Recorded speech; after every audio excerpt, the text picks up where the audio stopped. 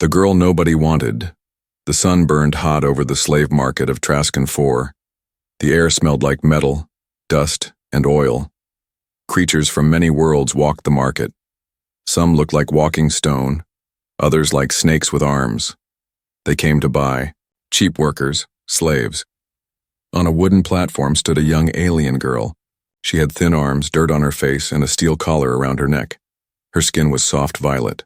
Her silver eyes looked tired, but she didn't cry.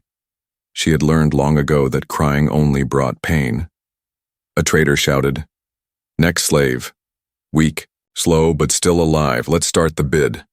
The girl didn't move. She just stared at the ground. The crowd laughed. "Too ugly," one alien yelled. "She looks broken," said another. "She won't last a day." "No one wants that thing." The trader grew angry. "Fine. 1 credit. Anyone?" Silence. Then, one voice spoke from the back. "I'll take her." The crowd turned. A human man stood there. His coat was long, dusty. His eyes were sharp, quiet. A small blaster hung at his side. His name was Foreman. The trader blinked. "You want this one?" Foreman walked forward and tossed a credit chip. "Yeah." The trader laughed. "No returns, human. She's your problem now." Foreman didn't smile. He stepped up, unlocked the girl's collar and threw it aside. "You're free," he said. The girl looked up confused. "Free?" She didn't understand. He offered his hand. "Come on." She stared for a moment. Then she stood slowly and followed him. Outside the market, they walked through the dusty streets. Nobody looked at them. Just another human and his cheap, alien pet, they thought. Foreman led her to Dock 7, where his small starship was waiting. The ramp opened and they stepped inside. The ship was old but clean. "Sit down," he said. The girl sat quietly on the floor. Foreman brought out a food pack and placed it near her. "Eat." She didn't move. He sat down a few feet away. "It's not poisoned. I don't hurt people, just eat." She picked up the food slowly and began to eat. Not fast, not wild, just careful. Her hands still shook. "What's your name?" he asked. She stayed quiet. He tried again. "Do you understand me?" She nodded slowly, then whispered, "Kiri." "All right, Kiri," he said. "You're safe now." That night, she curled up in a corner of the ship. No bed, no blanket. She didn't know what safety meant. She expected chains, kicks, orders. Foreman saw her on the floor. He brought her a blanket and placed it beside her. "No chains," he said. "No cages." She looked at the blanket like it was magic. He walked away and let her be. The next morning, she was still awake, eyes wide open. Foreman made tea and sat near the pilot seat. He didn't say much. He didn't try to touch her. He just gave her space. After a while, she stood and walked to the window. Outside, stars floated in deep black space. "This is your ship?" she asked. He nodded. "Yeah, just me, and now you, I guess." She looked at him. "Why did you buy me?" Foreman looked at her for a long moment. "Because no one else did." "That's a bad reason," she said. He smiled a little. "Maybe. Or maybe it's the best one." Later that day, Foreman noticed something strange. Her back had old scars, but not the kind from beatings. They looked like symbols burned into her skin long ago. He didn't ask about them. Not yet. But he started wondering, who is this girl really? She was quiet, careful. But her eyes were watching everything. He gave her a new shirt, a little too big but clean. She held it like treasure. He said, "It's yours." "No one ever gave me something before," she whispered. Foreman leaned back and said softly, "Well, get used to it." That night, when he checked the camera near her corner, he saw something new. She had taken the blanket, and she was smiling, just a little. But it was the first time anyone had seen her smile in years. The silent passenger, the ship, moved slowly through the quiet dark of space. Stars blinked outside like cold, watching eyes. Inside, the small ship was calm, but not peaceful. Something heavy still hung in the air. Kiri sat near the back, knees pulled to her chest. She didn't ask questions. She just watched everything. Foreman sat in the pilot's seat, hands on controls, eyes on the stars. He said nothing either. He had seen war. He had seen broken people, but he had never seen someone like Kiri. So small, so silent, so lost. Later, Foreman made a cup of hot broth. He walked over and placed it in front of her. She didn't touch it. "You don't like it?" he asked. She looked at the cup. "It's too warm." He blinked. "Too warm?" She nodded. "Warm food is a trick. They gave it to us before hurting us. Cold food was safe." Foreman understood. He walked back to the kitchen, let the cup cool, and brought it again. She took it this time. "Thank you," she whispered. That night, she didn't sleep. She sat near the engine room, reading a picture. Book Foreman had left on a shelf. It was about stars. Simple drawings, maps, planets. A story of explorers who searched for home. Kiri didn't know how to read all the words, but she understood the feeling. Lonely people, looking for something, just like her. Suddenly, a soft red light blinked on the control screen. Foreman walked over and checked it. His face changed. "Kiri," he said quietly. "Come here." She got up, nervous.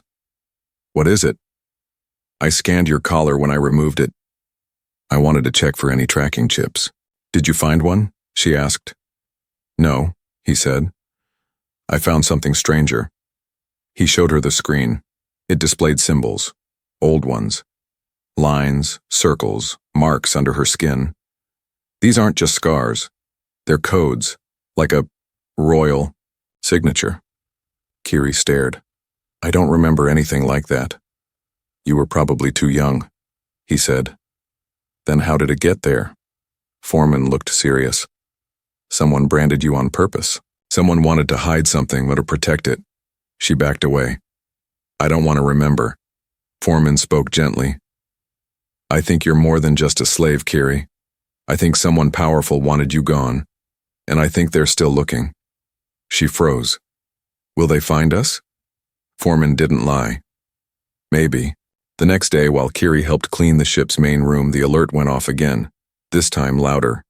"Incoming ship detected." Foreman rushed to the pilot seat. A small hunter craft was approaching fast. No ID, no calls, just silent and sharp. "They're not friendly," he said. Kiri's hands trembled. "How did they find us?" "They weren't looking for me," Foreman said. "They were following a signal from you." He cut power to the engines and turned on stealth mode. The hunter ship passed above. No attack. But the message was clear. They knew. She was alive. Later that night, Foreman sat alone in the engine room thinking.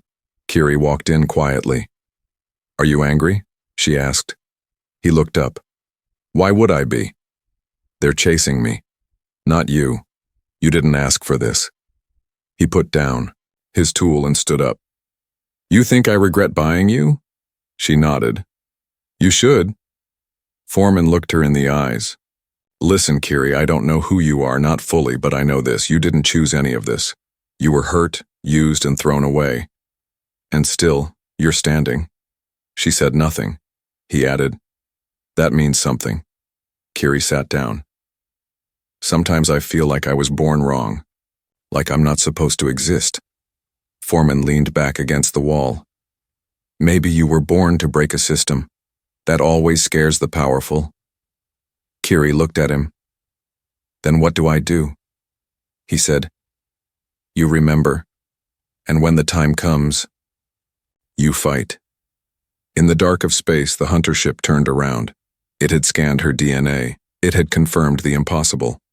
The girl who should have died long ago still lived. And now, others would come, not just to catch her, but to end her.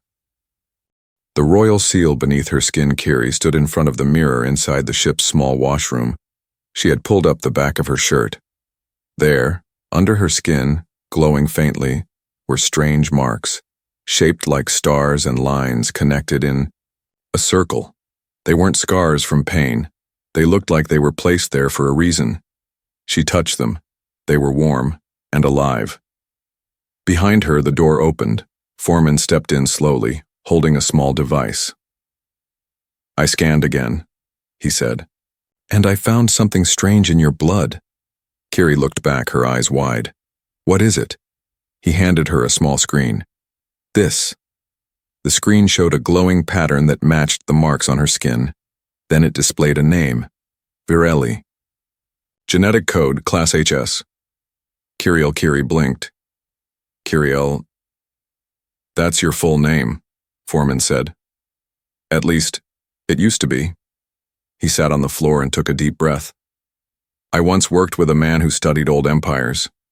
He told me stories about a royal family that vanished hundreds of years ago. The Virelli Dominion. They ruled with light, literally. Their bodies could control ancient energy.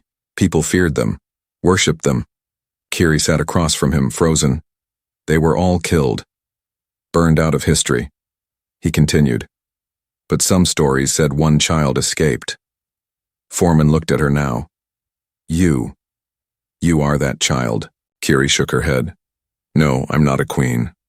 I was sold, beaten, locked in cages. I'm not special." Foreman didn't smile. "That's exactly why you are. Because you survived what others couldn't." Later, Kiri sat alone in the back of the ship, watching the stars. The lights in the ship flickered softly around her. She didn't touch anything, but they responded to her. The lights followed her breath. The doors opened just before she moved. Even the ship's AI spoke with a softer voice around her. "Why is everything changing?" she whispered. She placed her palm on the wall. Suddenly, the ship glowed. Lines of blue light flowed through the floor, like veins waking up. "Identity confirmed. High Star Kiriel," the ship's system said. "Virelli command recognized." Kiri gasped. "What did I do?" "You didn't do anything," Foreman said, walking in. "You just are." They sat together, going through the old files Foreman had stored in his system. There were maps of lost planets, reports of wars, and rumors of hidden Virelli tech scattered across the galaxy. Kiri's eyes stopped at one symbol. It matched the one on her shoulder. She clicked it. The screen changed. A secret message played. "To the last of our blood. If you are hearing this, the time has come. Do not be afraid of what you carry. The stars chose you." Kiri's hands trembled. She whispered, "I don't want to be chosen." Foreman replied gently, "No one ever does." The next morning, a small ship approached them. No weapons, no signal, no voice, just a soft light blinking. Kiri stared at it through the window. "I've seen that design before," she said, "in my dreams." Foreman checked the radar. "It's from the old Virelli code. That ship is waking up because you woke up." They connected the ship to their own. Inside was no crew, no pilot, only light, only a message. "Beacon path, activated. Next step, the moon of memory." The screen showed coordinates, a place not marked on any map. Kiri stepped back. "I know that place. I've never been there, but I remember it." "How?" Foreman asked. She looked at him. "I don't know. But I think my body remembers what my mind forgot." As they prepared to leave, Kiri stood in front of the mirror again. She stared at her reflection, not at her eyes or hair, but at the light flowing under her skin. "I'm not just a lost girl anymore," she whispered. "I'm something they tried to erase." And far away, in a dark part of space, a cold voice echoed in a warship. "She has awakened." A tall figure with a metal mask turned to his crew. "Send the hunters. Burn the beacon. Kill the memory." But the girl they once called worthless was now a light that would not go out. The queen they tried to kill, Kiri, had never seen a place so quiet. The moon of memory was dark, its surface smooth and cold like black glass. No life, no sound. But under the ground, something was alive. The moment her foot touched the surface, the moon responded. Lines of soft white light formed under her steps, like the ground remembered her. Even Foreman felt the change. The very air had weight, like history was watching. Foreman walked beside her. "Are you sure this is the right place?" Kiri nodded slowly. "It's not a place. It's a door." They followed the glowing path to a flat stone. Kiri knelt down and placed her palm on it. Symbols on her hand glowed. Suddenly, the ground shook. Stone split open. A circular chamber rose from the ground, sealed in crystal and ancient metal. A voice whispered through the air, "Hi, Star Kiriel, welcome home." Inside, it wasn't a room. It was a vault of memories. Floating lights danced around her. Holograms flickered. Images of Virelli cities, royal councils, and finally, a baby in a cradle, being crowned. Kiri stepped forward. That's me." Foreman stared. "You were born a queen." "No," Kiri said. "I was born a target." She touched a memory stone. A figure appeared. Her mother. Proud, glowing, full of sorrow. "My daughter, if you are seeing this, we are gone. We erased your memories to save your life, but now you must remember who you are. The ones who killed us will return. You are the last high star." Kiri couldn't speak. She reached out, but the image vanished. Suddenly, boom. The chamber trembled. Outside, the sky changed. Foreman ran to the entrance and looked up. His face turned pale. "They found us." 3 black ships floated above the moon. No lights, no names. Just death. One ship dropped 5 figures. They fell fast, landed hard. 5 tall beings in dark armor. They had no faces, no voices, only purpose. The erasers. Foreman grabbed his blaster. Kiri stood tall beside him. "They're here for me," she said. "I know," he replied. "They'll have to go through me first." The first eraser charged. Foreman fired. Direct hit. It kept coming. Kiri raised her hand, and for a moment everything stopped. The ground under the eraser's feet cracked. A wall of light shot up, throwing the attacker into the air. Kiri breathed hard. This power, it's waking up too fast. Foreman said, "Then don't hold back." Another eraser blinked behind them, teleporting through shadows. It struck toward Kiri's back. Foreman tackled her away just in time. The blade cut across his shoulder. He screamed and fell.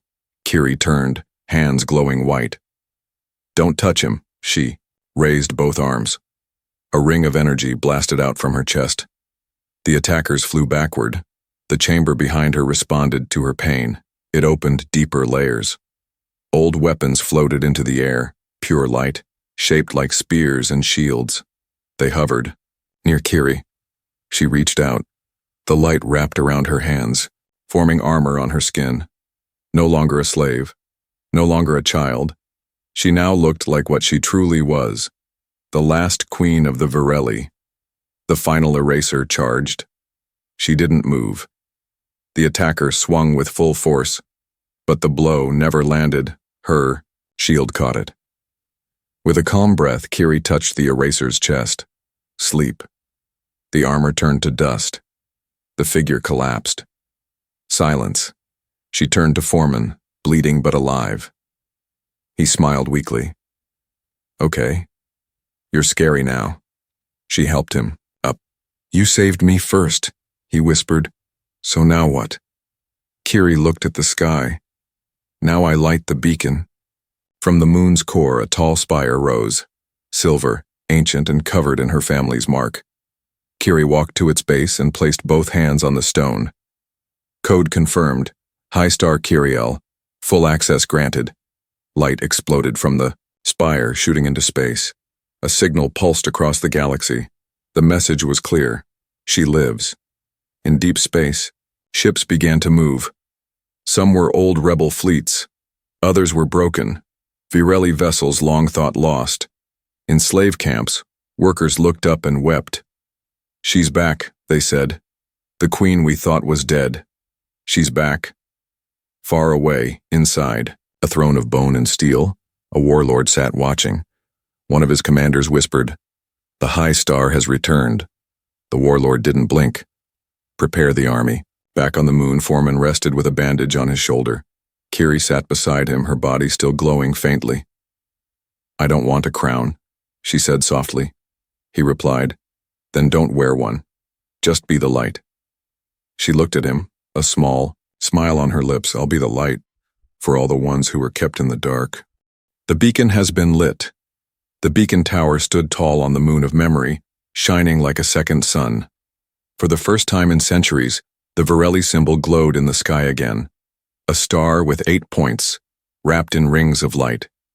It was not just a signal. It was a declaration. The High Star had returned. Kiri stood at the top of the tower. Winds of energy blew around her, pulling her long robe like silver fire. Her scars now glowed without pain, symbols across her arms and back fully awake. The moon itself had changed. Its machines had reactivated. Its ancient systems hummed again, and far across the galaxy, others had noticed. On lost rebel planets, survivors looked up in shock. That light? "It's Virelli tech! Can't be, they're all gone!" "No," one old voice said. "She is back." In dark halls of a slave mine, workers dropped their tools. A young alien boy pointed to the sky. "Mama, look, the star! It's moving!" His mother fell to her knees. She recognized the shape. Tears ran down her cheeks. The queen lives.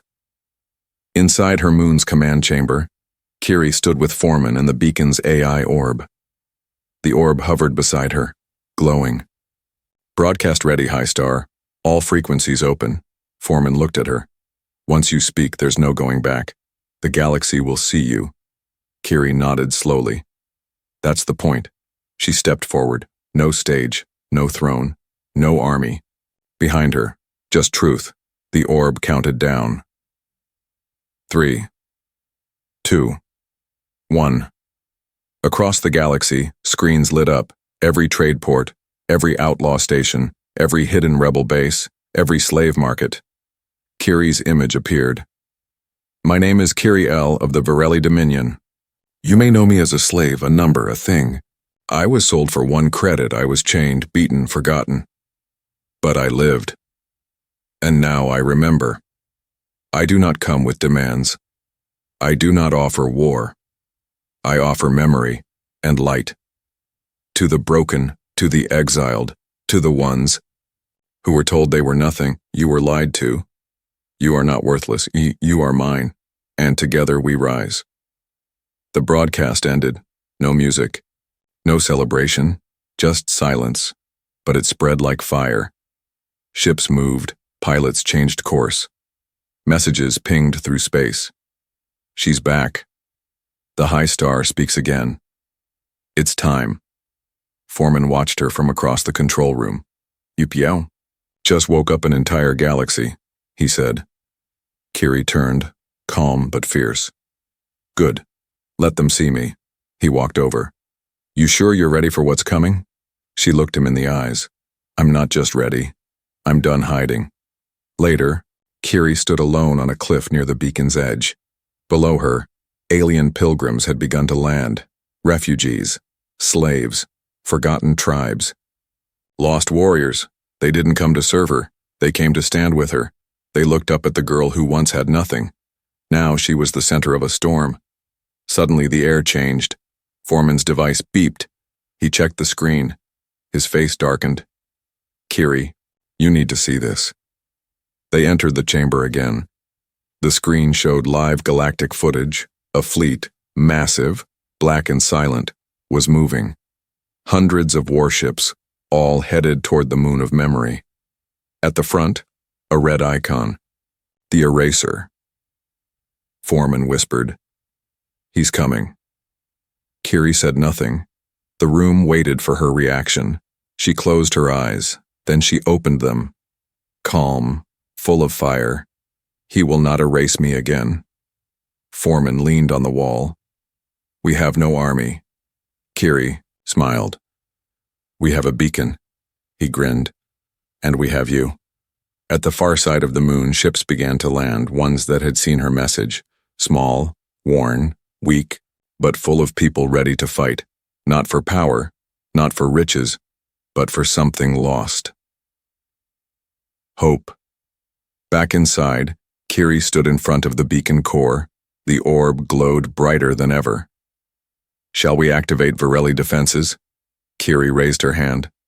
Not yet. Why? Because I want the galaxy to see one thing first. She turned to the window where thousands now stood below her.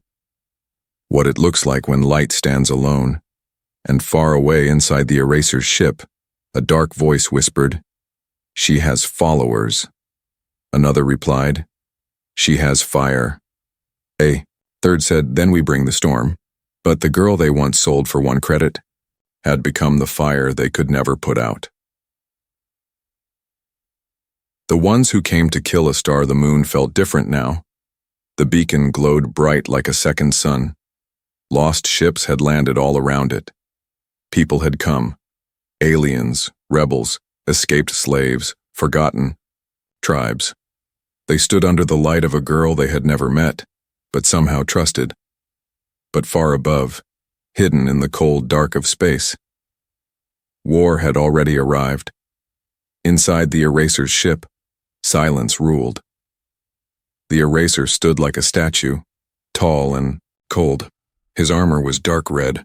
His face, hidden behind a steel mask, had never shown mercy. On the screen before him floated Kiri's face. She looked young, calm, brave. Too brave. She speaks like royalty, he growled. His second-in-command asked, Do we strike now? The eraser nodded once. Send the 5. We don't erase her words, we erase her. Back on the beacon moon, Foreman stood at the edge of a high cliff, binoculars in hand. He was watching the sky. It was too quiet. Kiri, he said into his wristband. Something's wrong. I can feel it. Kiri's voice replied, soft but firm. I feel it too. Then the clouds above the moon opened. 5 black pods dropped from the sky like falling knives. They hit the ground hard, sending up dust and shockwaves. From each pod stepped 1 assassin. Tall, armored, silent, each one different, each one deadly. No names, only one mission: kill the high star.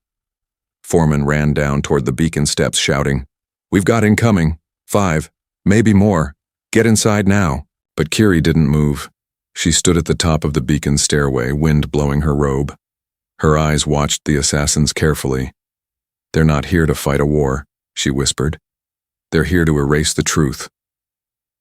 The first assassin charged. Foreman fired his blaster, hit him dead in the chest, no effect. The assassin kept running. Foreman reloaded and fired again. Still nothing. Then, boom, a blast of white light hit the assassin from the side, throwing him across the stones. Kiri stood with one hand raised. Her fingers glowed with starfire. She wasn't just defending, she was warning them. The second assassin blinked forward, teleporting, past Foreman and right behind Kiri. But she didn't even turn. She felt the attack. She spun, caught the assassin's blade in her bare hand, and melted it with a pulse of light. You come to kill me? She said quietly. Then feel what truth tastes like.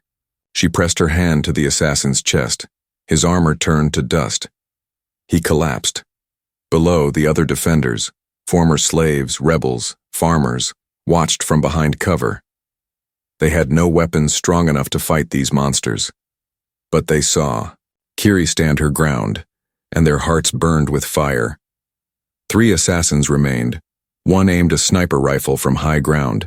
The shot fired, silent and fast. It never hit. Kiri raised a wall of light just in time, but she staggered back. Foreman rushed to her. You okay? She nodded. They're stronger than I thought. He looked at her. Then fight like you are. Another assassin ran at them, both arms turned into blades. Foreman stepped forward, ready to shield Kiri again. But this time she stepped in front of him and spoke a word no one had heard in ages. Lumina Tar. A symbol on her chest pulsed. The yaw. Ground cracked, energy wings formed behind her. Not real wings, just pure light. The assassin froze in fear. Even the eraser, watching from his ship, stood still. She has awakened. Kiri's voice grew louder. Not angry, not cruel, but powerful. I was born for peace, but I won't run from war. She lifted both hands. The beacon behind her answered. Light poured out from the tower. It hit the last 3 assassins and erased them, not with pain, but with memory. They dropped to their knees and remembered who they were, not killers, not machines. Once, they were Varelli guards, twisted by the eraser into weapons, and now they were free.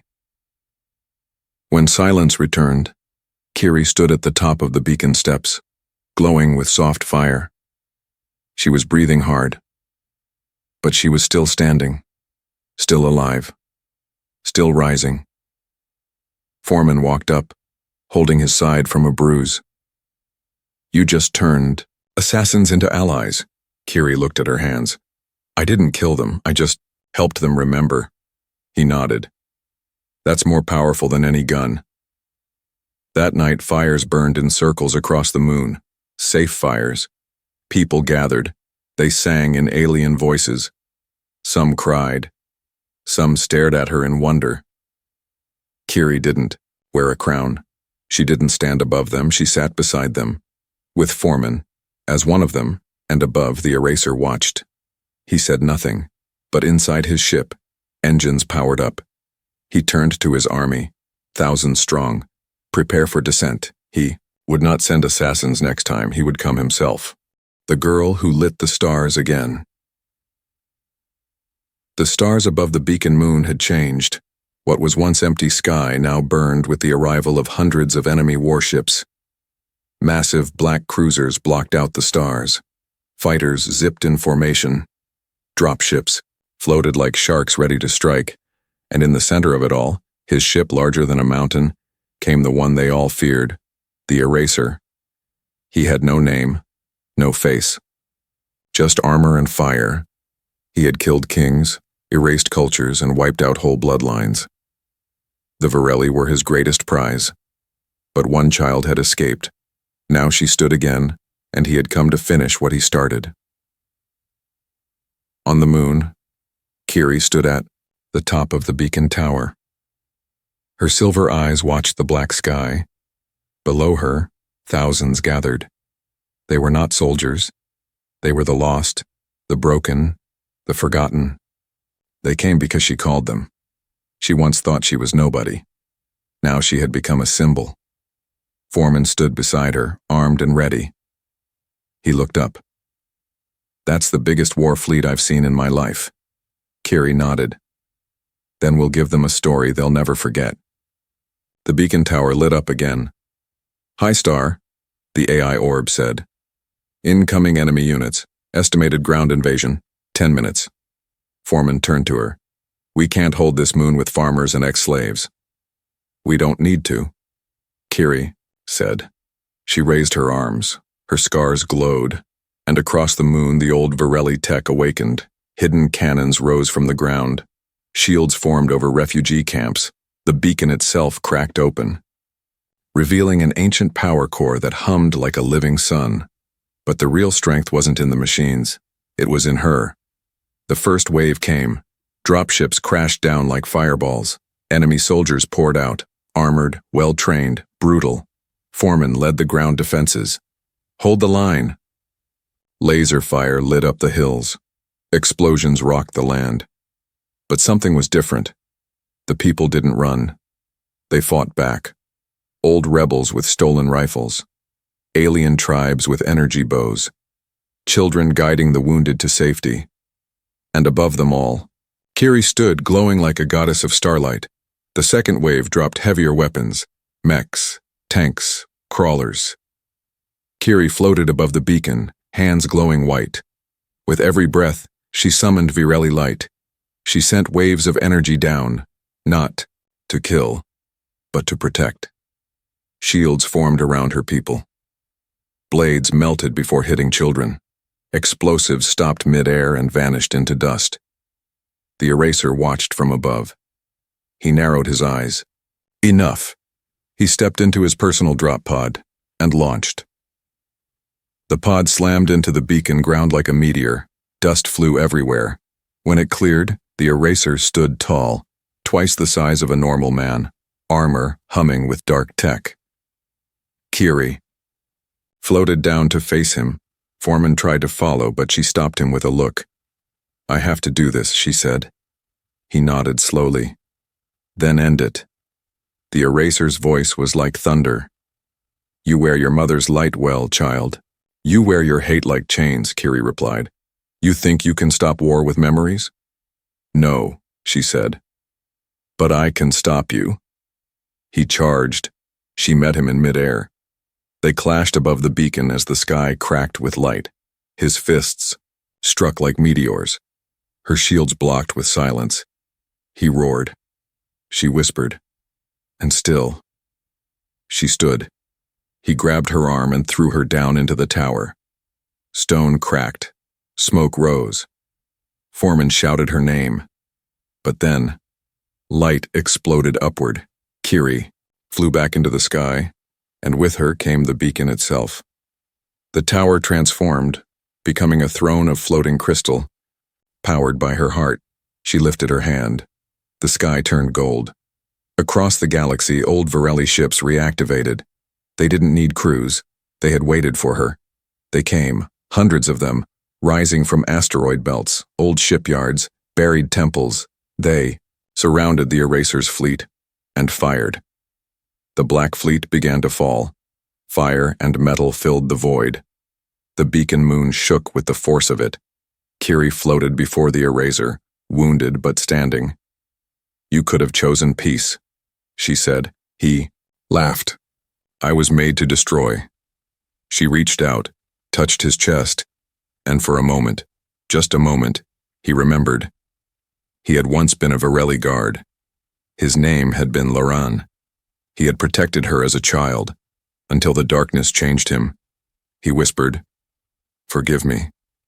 She said, I already have, and the light consumed him. When the battle ended, silence returned. Wreckage floated above. But the moon still stood. The beacon still glowed, and she still lived. Days passed. The people of the galaxy began arriving, in waves, not to kneel, not to serve, but to stand with her. Kiri walked among them, no guards, no walls, no crown, only the scars that told her story. One evening she sat by a fire with Foreman. He handed her something. It was the credit coin he had used to buy her at the slave market. 1 credit, he said. Best trade I ever made. She laughed, then held the coin tight. It bought the girl I was, she said softly. And now? She looked up at the stars. I light them. And across the galaxy, her name became a whisper of hope. A fire too bright to erase. A girl once sold for nothing. Now, lit the stars again,